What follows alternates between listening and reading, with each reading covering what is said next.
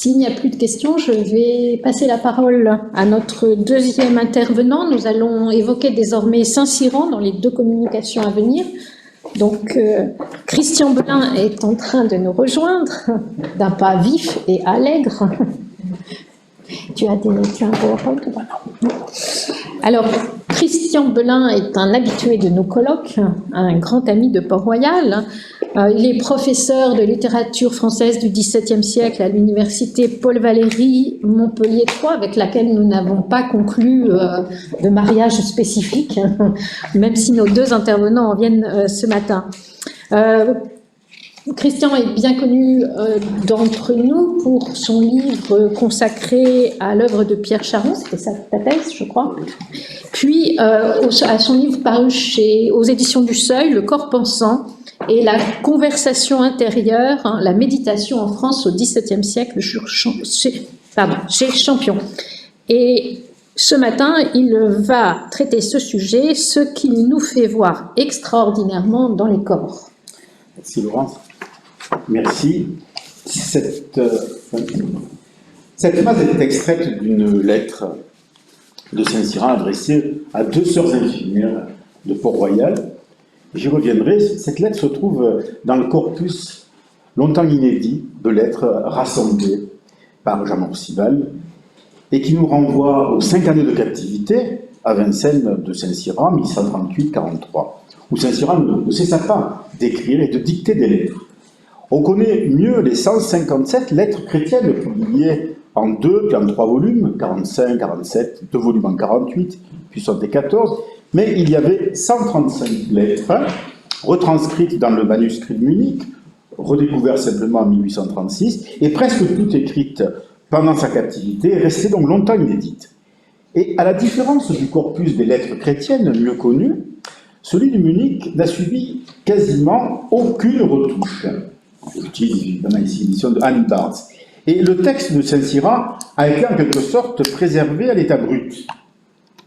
Le prisonnier de Vincennes, nouveau père du désert, continue, à l'égard de ses destinataires, essentiellement bien sûr des religieuses de Port-Royal, continue de distribuer des paroles de conseil, des paroles d'exhortation, directeur de conscience. Saint-Cyran se montre extrêmement attentif à la diversité des situations, au concret de l'existence quotidienne. Les considérations sur le corps ne sont pas rares. Et, dans un premier temps, à la première lecture, et finalement ce qu'on a entendu ce matin nous le rappelle, l'épistolier ne semble pas déroger aux contraintes rhétoriques de la correspondance spirituelle en la matière. En parodiant, si vous me permettez, le dictionnaire des idées reçues de Flaubert, on imaginerait aisément, à l'entrée du mot « corps », la plaisanterie flaubertienne usuelle, tonner contre. Le corps n'est-il pas en effet un partenaire encombrant, un passager clandestin, une bête noire, un bouc émissaire, une victime expiatoire, l'objet d'un acharnement ascétique, un musée des horreurs ouvert jour et nuit, etc., etc. Les stéréotypes ne manquent pas, sauf que nous sommes dans le christianisme et que le Christ est incarné dans un corps. L'épistolier, donc, ne semble pas craindre, dans un premier temps, la reprise inlassable d'une série de clichés, disons-le bien, clichés validés par une longue tradition de pratiques pénitentielles, parfois très sévères. Ces lettres n'ont évidemment pas été écrites ni pour être rassemblées, ni pour être lues en continu. Or, une telle lecture réserve des surprises, au détour d'un paragraphe, ou d'une simple phrase, et de manière fort discrète toujours. Un autre regard se laisse deviner, qui modifie peu à peu la perspective d'ensemble. Et voilà pourquoi j'ai choisi cette lettre 95 dans l'édition d'Annie Barnes, écrite en septembre 1642, après la guérison de la mère Agnès, atteinte d'une forme pas très grave, mais d'une forme d'hydropisie, lettre adressée à deux sœurs infirmières, aux deux sœurs infirmières de Port-Royal du moment, sans doute Marie de la Croix-Hervé et Catherine de la Miséricorde. Le corps y apparaît alors comme un lieu où se manifeste à travers l'expérience même de la souffrance l'imprévisible d'une grâce qui renverse les apparences ou les critères d'appréciation et qui, avec le corps, replace l'extraordinaire dans le quotidien le plus ordinaire. Saint-Cyran se montre dans sa correspondance toujours très sensible au bien-être psychique et physique des religieuses qui dirigeaient. Le maître spirituel conseille, encourage, rassure, console, mais le soin des âmes, cura animarum, n'exclut pas chez lui la cura corporum, dans une sorte de thérapie globale. Les besoins ou les infirmités corporelles et spirituelles sont mises en relation et en parallèle, sans ostracisme ni mépris a priori pour les réalités physiques. Même s'il rappelle un enseignement traditionnel, encore une fois, pouvait-il faire autrement, sur l'acceptation des faiblesses du corps dans un esprit d'humilité et de pénitence. Il ne congédie jamais le corps au nom d'une spiritualité éthérée ou prétendue telle. Il recommande sans cesse, de manière implicite, aux religieuses de ne pas traiter le corps par omission, si je puis dire, comme on peut pécher par omission, mais d'entrer au contraire dans une sorte de partenariat lucide avec lui dans l'exercice de la pénitence, mais dans l'exercice d'une pénitence qui doit être, d'ailleurs comme la prière, perpétuelle. Le corps ne devrait donc pas subir, mais collaborer dans un même effort, exprimer le même élan qui porte l'âme à s'élever vers Dieu. Et Saint-Cyran pouvait s'appuyer en effet sur Saint Augustin, comme nous l'avons entendu il y a quelques minutes. Mais je vais citer justement les confessions.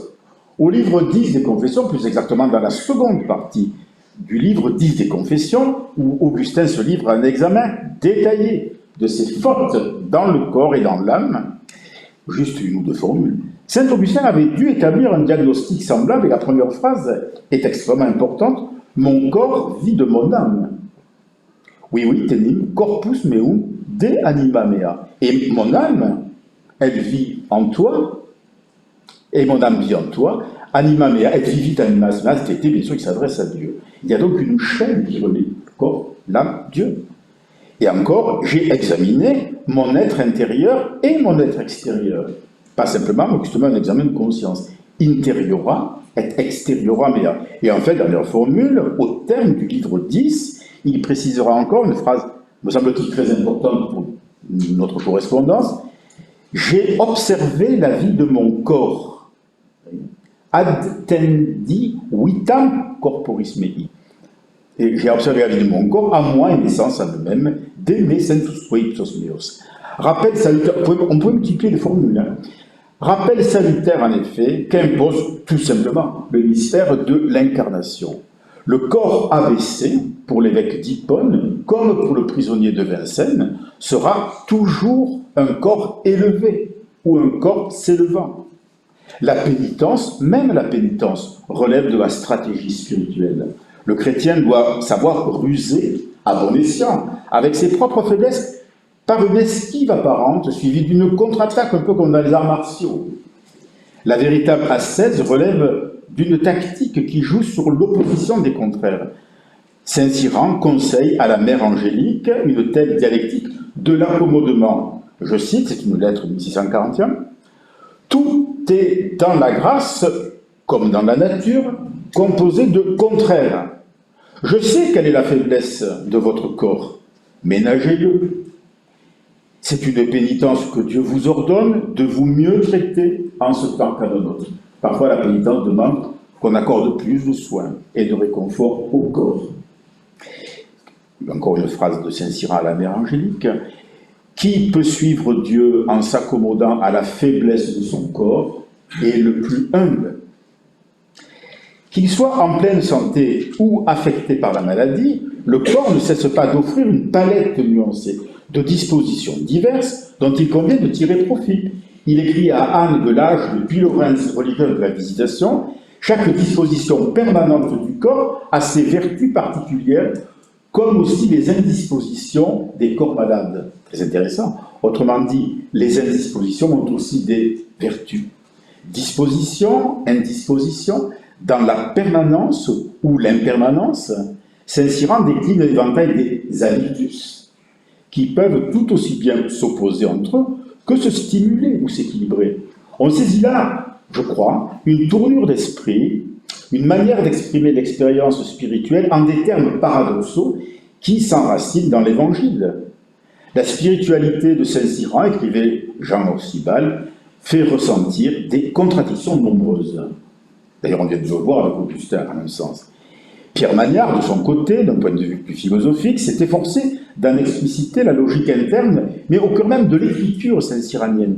La vertu du paradoxe, écrit-il, est d'allier les contraires sans en éteindre le contraste, ni anticiper la tension. Il ne les compose que pour porter leur opposition à son paroxysme et conduire au renversement dans lequel ils s'échangent. Saint-Cyran insiste assez souvent, en effet, dans ses conseils, sur ces retournements inattendus de situations qui affectent aussi bien le corps que l'âme, et qui devraient non pas amoindrir, mais nourrir la foi et l'espérance. Ainsi, n'importe quel type d'infirmité physique, n'importe quelle forme de maladie, de handicap, peut devenir l'occasion d'une pénitence particulièrement fructueuse si elle est maîtrisée. Il développe cette idée dans une lettre adressée à la maîtresse des novices, Marie-Dorothée de l'Incarnation le Comte. Les maladies mêmes sont les principales pénitences des fautes que nous faisons par infirmité, et Dieu nous les envoie pour nous en purger. De sorte qu'étant bien souffertes, elles font plus en peu de temps que les autres pénitences ne font en beaucoup d'années. On comprend mieux pourquoi Saint-Cyran rejette, contrairement à ce qu'on pourrait croire, rejette toute forme de zèle excessif, qui ressemblerait davantage à l'héroïsme mondain qu'à cette humble héroïcité des vertus dont témoignent les saints. La mortification du corps, par exemple, peut n'être qu'un leurre, surtout si le corps est trop faible pour en supporter les épreuves. Quelques exemples. Il donne cet avis à une postulante, la sœur de David. Il faut être sage à mortifier le corps, surtout quand on ne l'a pas fort. Je remarque que Thérèse d'Avila insiste très souvent, non seulement dans les lettres qu'on a pu conserver d'elle, mais surtout dans les fondations et dans sa biographie, dans son autobiographie, pardon. Thérèse d'Avila insiste très très souvent sur ce point auprès des filles du Carmel. Comme Thérèse, d'ailleurs, Saint-Cyran met en garde ainsi une religieuse de la visitation. Dieu n'aime pas moins l'humble et simple obéissance que la rigoureuse mortification du corps. Et si on ne peut faire les deux ensemble, il aime mieux l'obéissance que la mortification. Un zèle mal éclairé voudrait que l'on prie le corps pour un ennemi dangereux, terreau de tous les vices. Or, le corps, en christianisme, ne peut jamais être superfétatoire. Et il ne saurait être, évidemment, un objet de phobie. Sur la question du corps, mais aussi, comme sur toutes les questions spirituelles, Saint-Cyran épistolier retrouve le Saint-Cyran polémiste, un peu moins connu, moins lu, disons, qui écrivit en 1626 la somme des fautes et faussetés capitales contenues en la somme théologique du père François Garras de la Compagnie de Jésus. Il y blâmait ce qu'il appelait, je cite Saint-Cyran, la lourdise d'esprit, la niaiserie. En matière de conversation spirituelle, il défend en plus ce mot niaiserie qu'il reprenait à son compte. Une expression de Pierre Charon, justement que Garras avait particulièrement censuré, mais que Saint-Cyran défend. Charon ayant dit que le Christ était mieux, de ce point de vue spirituel, déniaiser l'humanité. Saint-Cyran rappelle à ce propos que déniaiser signifie désabuser, ôter la lourdise d'esprit. Et il ajoute, si la niaiserie est blâmable et ridicule aux choses du monde et en la conversation civile des hommes charnels, celle qui se rencontre aux choses divines et en la conversation spirituelle qui regarde l'éternité l'est encore, sans comparaison, davantage. Dans ses lettres, en effet, Saint-Cyran combat les lourdises et les balourdises. Et il prêche plutôt ce que l'on pourrait appeler une ascèse mesurée et critique. Dans une maxime contenue dans ses pensées sur la pauvreté, un vaste recueil de maximes rassemblées par Jean Morsibal, il écrit que, phrase étonnante, le premier pauvre auquel nous devions la charité, c'est notre corps. On doit la charité à son corps. Chemin faisant, d'ailleurs, les lettres à propos du corps malade nous font pénétrer dans l'infirmerie de Port-Royal. Et elles nous rappellent, tout simplement une banalité, c'est-à-dire l'importance extrême du soin accordé aux infirmes, parce que ce soin est recommandé tout simplement par la règle du Saint Benoît, en termes très forts, avant tout et par-dessus tout, dit Saint Benoît. Avant tout et par-dessus tout, on prendra soin des malades, c'est le chapitre 36 de la règle des moines, infirmorum cura, ante omnia et super omnia ad ibenda est. Avertissement solennel. Or, on en perçoit toujours les causes, ce qui n'est pas étonnant. En arrière-plan, des lettres adressées à des religieuses qui font partie de la grande famille bénédictine. Et il explique aussi, cet avertissement, la sollicitude du Père spirituel. Il fera cette confidence à Angélique de Saint Jean.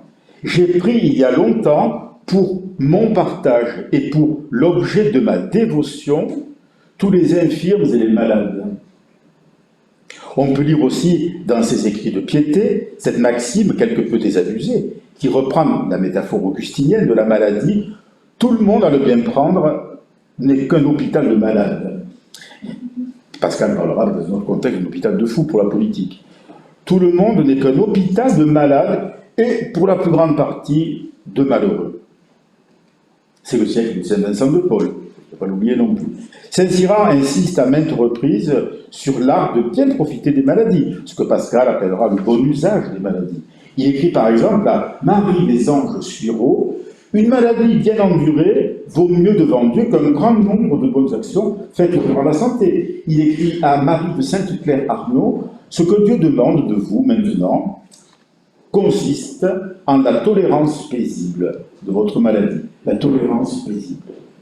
Et après la mort de Marie de Sainte-Claire, sœur cadette de la mère Agnès, le 15 juin 1642, il confie cette méditation à la mère Agnès à propos des âmes qui ne songent pas à Dieu. Ce sont des âmes vraiment mortes dans les corps vivants. Au lieu que ceux qui meurent en Dieu, comme parle Saint Jean dans l'Apocalypse, sont vivants non seulement dans leurs âmes, mais en quelque sorte dans leur corps. Ceux qui meurent sont vivants, en quelque sorte dans leur corps.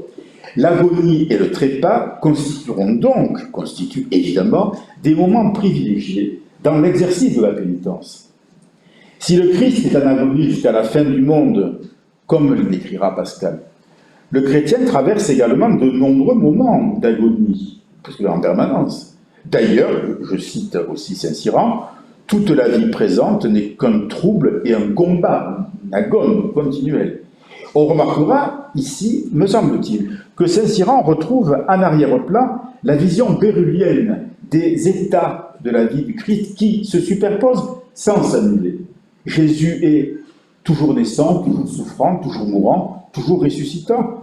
Au 12e et dernier livre des discours sur les états et les grandeurs de Jésus, c'est le dernier qui est consacré justement à la troisième naissance du Christ, la naissance spirituelle dans les esprits. Bérulle montre l'unité et l'équivalence de ces états. Car Jésus naissant, je cite Bérulle, car Jésus naissant, Jésus mourant, Jésus mort est toujours souverain. Donc une agonie, revenons à l'agonie, une agonie continue ou continuée tout au long de l'existence croise les catégories temporelles. L'expérience de l'infirmité physique maintient un état de crise bénéfique, c'est-à-dire en effet littéralement un instant de choix décisif, un moment d'élection salutaire. Saint Cyran lui-même ne recule pas devant l'anticipation de sa propre mort. Trompette de l'Apocalypse. Il a remarqué que c'est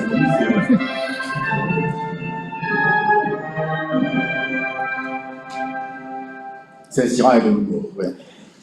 Il anticipe sa propre mort en un passage étonnant, une lettre de 1638, adressée à Sœur Marie de Sainte-Claire Arnaud. Il se projette en pensée sur son lit de mort, tel qu'il voudrait pouvoir vivre, évidemment, cette ultime et réelle agonie, c'est-à-dire avec un maximum de simplicité et de gratitude. Alors, je cite cette lettre. « Je le prie de me mettre en cet état quand je serai dans le lit de la mort, que les hommes n'entendent rien de moi et que lui seul voit que tous mes os sont humiliés, à la psaume 21, dans le ressentiment que j'ai de sa grâce dans mon cœur. Saint-Cyran compare par ailleurs ces états agonistiques avec l'état du purgatoire des ici-bas, parce que des ici-bas se vit une purge physico-spirituelle comme une grâce offerte pour la consécration des souffrances. L'instant de la mort couronne ces bonnes dispositions. La mort, écrit-il à Angélique Arnaud, est proprement, notez peut-être la certaine audace du verbe être ici, la mort est proprement le grand purgatoire de ceux qui ont bien vécu en ce monde.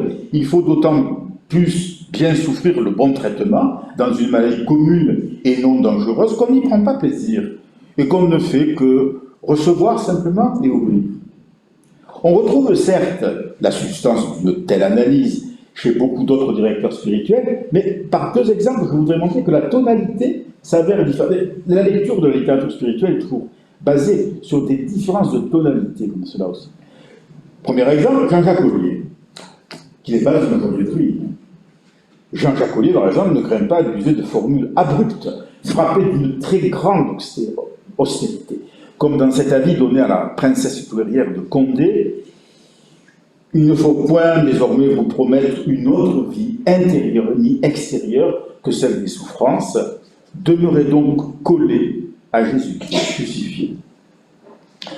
Autre exemple de ce radicalisme rigoriste emprunté à la correspondance d'Antoine Saint-Gain. Une jeune religieuse de Port-Royal, Catherine de Saint-Augustin, devait prendre l'habit le 21 octobre 1845. Elle devait mourir le lendemain. Depuis des mois, bien sûr, sa fragilité était de plus en plus évidente, etc. Et Saint-Gain écrivit à la mère Angélique, en guise de consolation, tout simplement, toute la religion n'est autre chose qu'un crucifixion perpétuel. Par conséquent, toute la religion n'est autre chose qu'un crucifixion perpétuel. On voit bien que Saint-Cyran n'emploie pas la même tonalité, ni celle de Jean-Jacques Ollier, ni celle de Saint-Cyran. D'une certaine manière, Saint-Cyran, sur le chapitre inépuisable, évidemment, des conseils ascétiques, qu'il ne développe, encore une fois, jamais outre mesure, il me semble qu'il glose plutôt le passage de la deuxième épître aux Corinthiens, chapitre 4, verset 16, bien connu, où Paul déclare que, même si notre homme extérieur se détruit, l'homme intérieur se renouvelle de jour en jour. Anakai mutai, emera, kai emera. Les lettres adressées aux religieuses souffrantes sont des invitations à ce double renouvellement, intérieur bien sûr, et extérieur. Au jour de la parousie, justement, d'ailleurs, la mort sera enfin vraiment perçue, en fait pour ce qu'elle avait toujours été, pour ce qu'elle était vraiment, pour ce qu'elle est, c'est-à-dire une épiphanie progressive. Saint-Cyran adresse à Marie de Sainte-Madeleine du Fargis ces lignes enthousiastes. Tout ce qu'il y aura eu en nous de bon durant notre vie mortelle, même si ce n'est pas grand-chose, et tout le trésor invisible de nos grâces, et toutes nos bonnes œuvres, tout sera mis au jour. Et c'est la fin de la phrase qui est, à mon avis, très importante. Et tout sera rendu aussi manifeste que sont maintenant nos corps. Voilà qui est très audacieux. Le manifeste du corps. Le corps n'est donc pas enseveli sous une avalanche d'opprobre, de honte ou d'horreur en série. Non, il est aussi, et peut-être d'abord, le compagnon ou l'indice d'une grâce invisible qui opère en cachette. Sur ce point capital, j'en viens bien sûr à cette lettre, à cette phrase mystérieuse de la lettre adressée aux religieuses infirmières. Sur ce point capital du corps manifeste, qui synthétise en quelque sorte la vision saint-cyranienne du corps, donc cette lettre de septembre 42, à propos de la guérison de la mère Agnès, me semble capitale. Saint-Cyran s'adresse aux deux sœurs infirmières. Septième sœur, ouverture du septième sœur.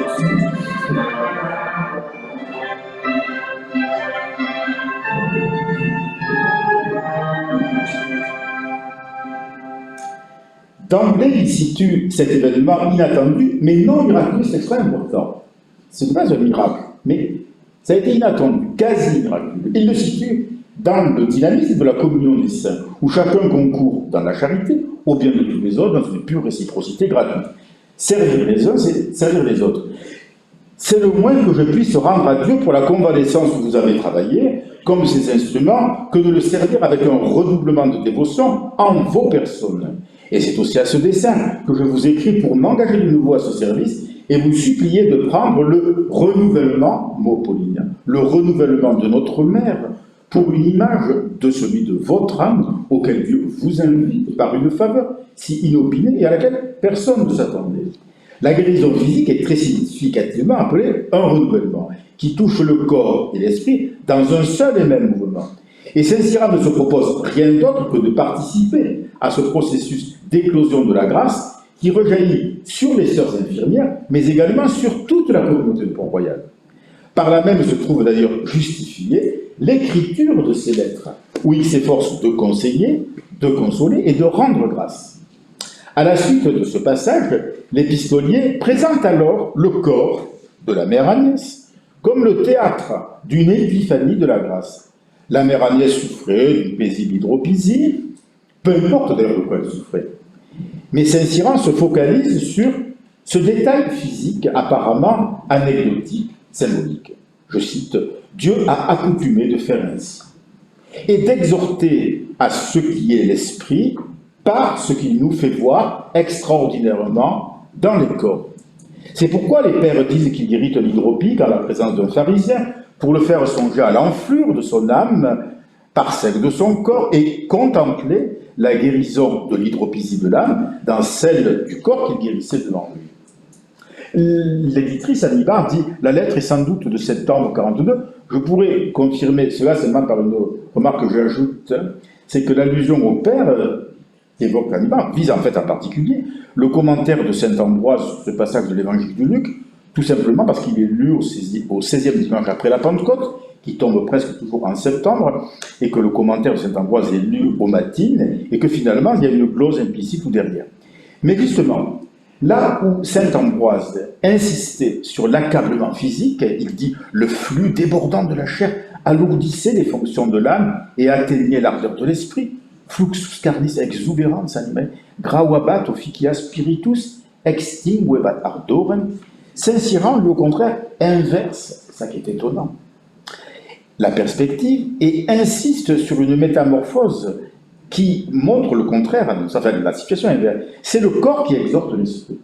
Dieu a accoutumé de faire ainsi et d'exhorter à ce qui est l'esprit par ce qu'il nous fait voir extraordinairement dans le corps.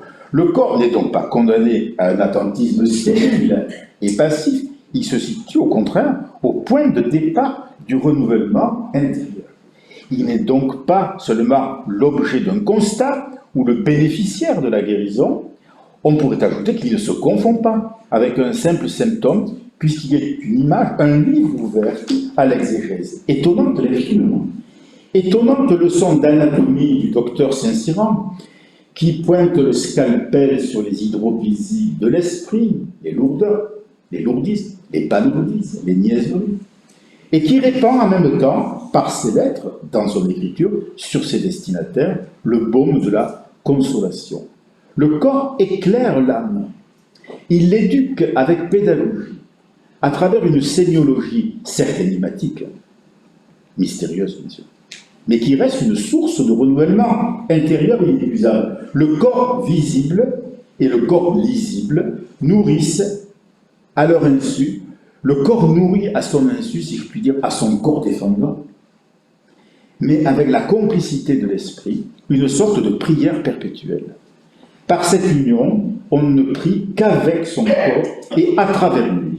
Souffrance, infirmité physique ou maladie acquièrent ainsi, malgré elles, une dimension liturgique, c'est-à-dire, en effet, celle du service divin.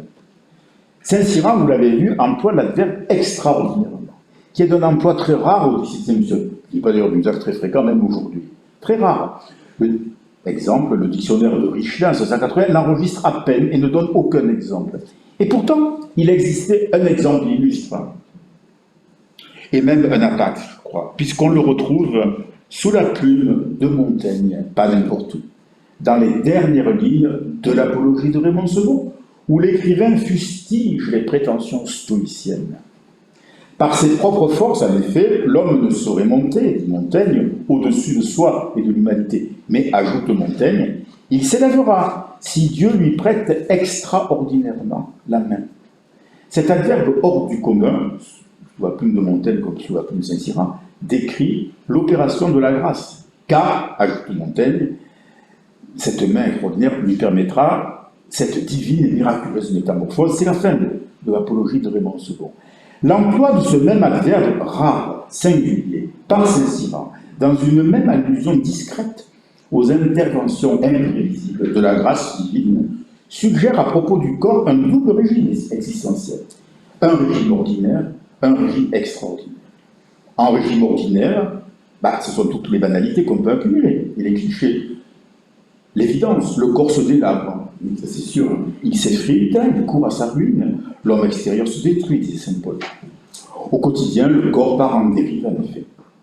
Bien qu'il puisse compenser l'obsolescence physique en se laissant transfigurer par le dynamisme du renouvellement spirituel. Autrement dit, l'ordinaire du corps s'accompagne d'un potentiel extraordinaire qui se manifeste dans l'ordre de la grâce. L'hydropisie de la mère Agnès est dissipée. Saint-Cyran cherche à interpréter cette guérison, certes inattendue, mais somme toute assez anecdotique, à la lumière, en quelque sorte, de deux versets pauliniens. Il superpose en effet au passage déjà cité sur l'homme extérieur et l'homme intérieur un autre passage encore plus énigmatique, emprunté à l'épître aux Colossiens, où Paul déclare « Je complète en ma chair ce qui manque aux épreuves du Christ pour son corps qui est l'Église ». Dans le dernier, le 15e paragraphe de la prière pour demander à Dieu le bon usage des maladies, Pascal termine par une glose de ce même verset paulinien. « Entrez dans mon cœur et dans mon âme pour y souffrir mes souffrances et pour continuer d'endurer en moi ce qui reste à souffrir de votre passion que vous achevez dans vos membres jusqu'à la consommation parfaite de votre corps. » La mère Agnès, très modestement, à la faveur d'un handicap, d'une hydropisie quelque peu humiliante, mais aussi les deux sœurs infirmières, par leurs soins charitables, dans l'observance régulière, toutes auront participé à la passion et à la compassion du Christ. La chair souffrante de la mère Agnès est entrée au service de son propre corps, certain, mais aussi au service du corps mystique tout entier, corporeius, quod est ecclesia. La moindre petite souffrance, même finalement ridicule, apporte sa petite contribution. J'invoque saint Thomas d'Aquin ici, glosant très brièvement ce verset paulinien dans sa 6e leçon sur l'épître aux Colossiens.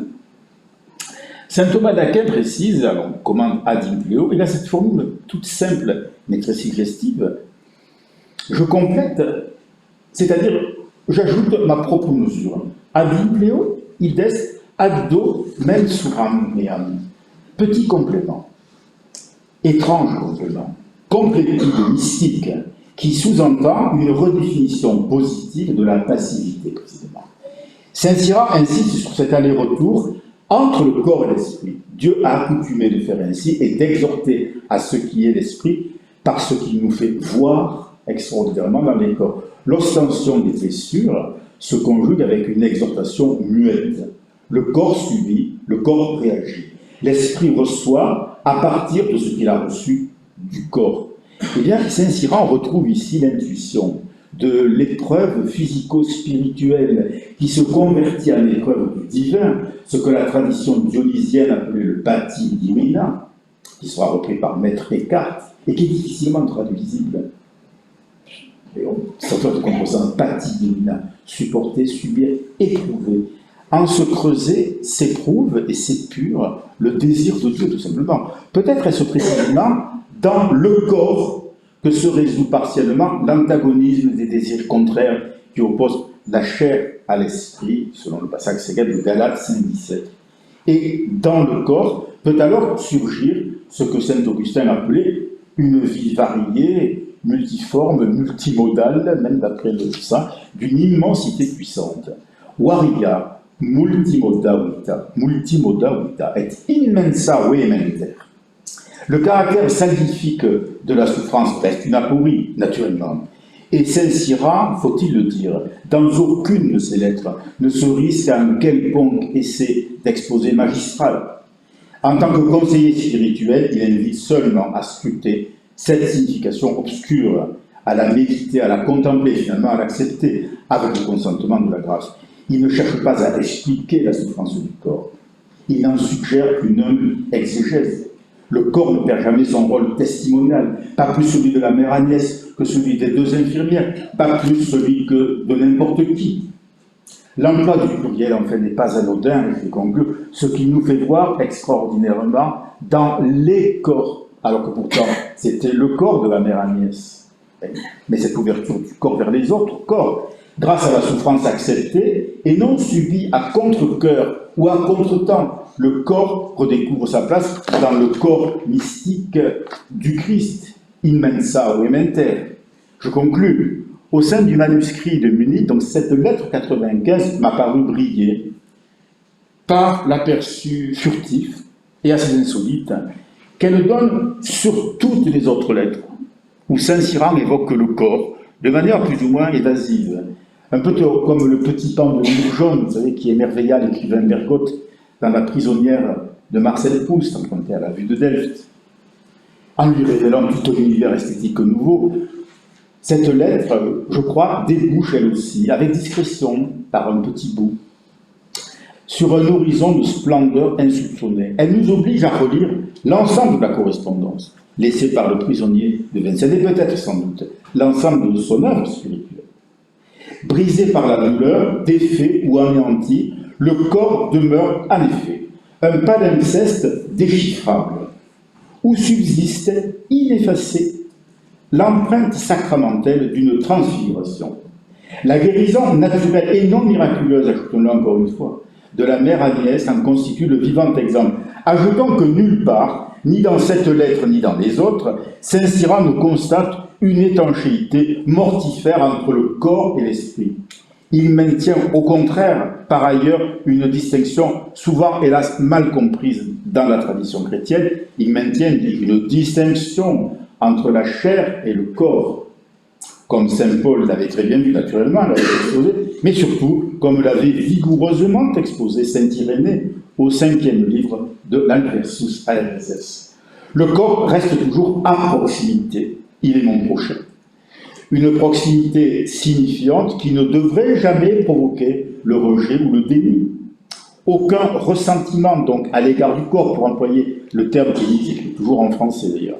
Aucun ressentiment, mais au contraire, la quête d'un sens caché. Saint-Cyran écarte donc un sentiment de mépris pour laisser deviner une assomption à venir. On a conservé de lui cette étonnante maxime, extra, positive et mystérieuse. C'est une chose merveilleuse que de vivre comme suspendu entre le ciel et la terre, pour être plus disposé à recevoir l'impression de Dieu.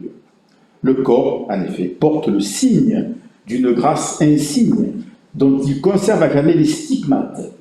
Le corps de la mère Agnès en fut au théâtre, et cette lettre, écrite après sa guérison, laisse transparaître avec beaucoup de pudeur la sérénité lumineuse qui baignera l'ex-voto peint par Philippe de Champaigne en 1162, pour la guérison miraculeuse, cette fois-ci, de sa fille Catherine de Sainte-Suzanne. Cette lettre, ex-voto, nous retrace en filigrane une scène de la vie quotidienne dans l'infirmerie de Port-Royal. Cette infirmerie où l'extraordinaire est alors apparu à portée de main et presque au bout des doigts. Je vous remercie.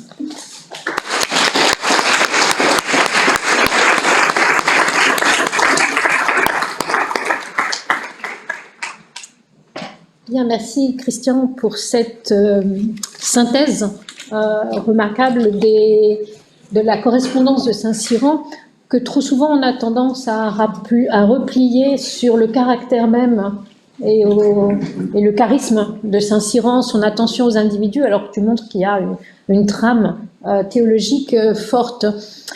Tu as employé tout le temps qui t'était réservé, mais on va peut-être prendre quand même celui d'une ou deux questions. Y a-t-il des questions?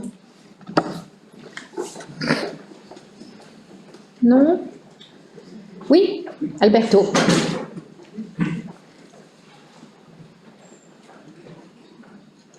Oui, merci pour l'exposé et merci surtout pour avoir pointé cette phrase qui est en effet difficile et très intéressante. Je veux juste te solliciter à continuer l'exégèse, surtout à la lumière ce que tu as dit et par rapport à Montaigne, la phrase de clôture de l'apologie en renseignement, parce que extraordinaire, elle aussi, à plusieurs titres. Il y a un passage plutarchien qui s'achève avec une citation de Pierre, là aussi, bizarrement. Donc la question est, c'est tout simple, compréhension. Qu'est-ce qu'il y a d'extraordinaire? Donc, tu as souligné là, vers la fin, qu'il ne s'agit pas d'une guérison miraculeuse. Donc, extraordinaire, là, c'est pas synonyme de rare, ni de accompli par une action divine qui change le régime naturel des phénomènes. Le caractère extraordinaire, il réside dans quoi? Il réside précisément dans l'ordinaire. Ouais, c'est-à-dire que tu l'as dit comme un paradoxe. C'est ça, voilà, un système son écriture est extrêmement paradoxale de Saint-Cyran, on aurait pu. Et donc, évidemment, il y a un emploi presque ironie, une ironie cachée dans cet adverbe qui montre que l'ordinaire le plus simple, au fond, peut révéler l'extraordinaire. D'où d'ailleurs l'importance du verbe voir. Hein. Ce que l'on voit, ce que l'on peut constater, simplement des yeux, si c'est une raison physique, des yeux de l'esprit, c'est une interprétation. Et c'est cet extraordinaire qui ne demande qu'à être mis en valeur, qu'à être lu, qu'à être interprété. Donc effectivement, je suis tout à fait d'accord avec ce que tu dis, c'est un point très paradoxal de l'adverbe extraordinaire. C'est la loi naturelle du corps qui nous montre quelque chose d'extraordinaire qui est l'action sur les D'autant plus, mais c'est que c'était un cas de miracle, c'est ça qu'il faut dire ça. Donc ça exclut simplement, oui, le simple vouloir, ben voilà, oui, il y a eu un miracle à Port-Royal. Non, c'est pas du tout ça, c'est au contraire une extrême simplicité, banalité même. Merci. Une autre question? Alors, si ce n'est pas le cas, je te remercie encore.